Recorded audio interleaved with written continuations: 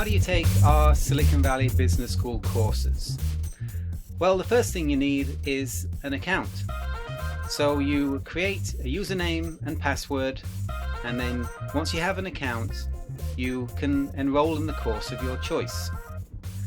When you enter the course, you'll see the course is broken down into sections, and each section consists of learning materials, a Q&A message board, and a quiz. The learning materials are generally, there are lots of different types of materials. There are a lot of videos, Q&A videos, lecture style videos. There are also readings. The readings could be from textbooks that are incorporated and provided with the course. We don't ask you to buy any additional textbooks or any additional materials with our courses. Some of the reading materials may be web pages. And then there are also some podcasts, audio recordings as well. The Q&A message boards, this is an area where you can ask questions and find answers. If the question hasn't been asked before by another student, and often the questions may have been asked before, you may find the answer has already been provided. If not, then our faculty will answer your question and provide an answer. Now, the quizzes.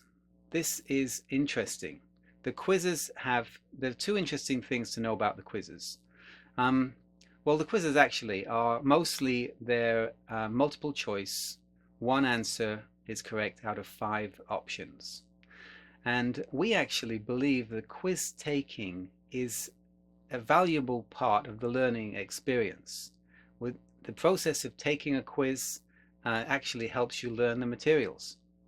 So we actually require students to get all the quiz questions correct in order to pass the quiz. The passing score is 100%. Now, don't panic. You can take the quiz as many times as you like. And as I said to you, it is a learning experience. So take the quiz, learn from it, and you need to take it as many times as it takes for you to get 100% passing score in the quiz. Okay, the other thing about the quiz is that we need to know that you are you. That you are the person that is actually taking the quiz. You haven't paid someone else to take the quiz for you. So we actually require you to provide a typing signature. Now, the pattern of your typing is unique to yourself. The way you type a phrase or the way you type your name is unique to you. And we can use our biometric testing system. We ask you to type a phrase, we check that it is you, and then we know that you have actually taken the quiz. So that's another part of the quiz that you need to be aware of. So they're the sections: learning materials, Q&A message boards, and quizzes.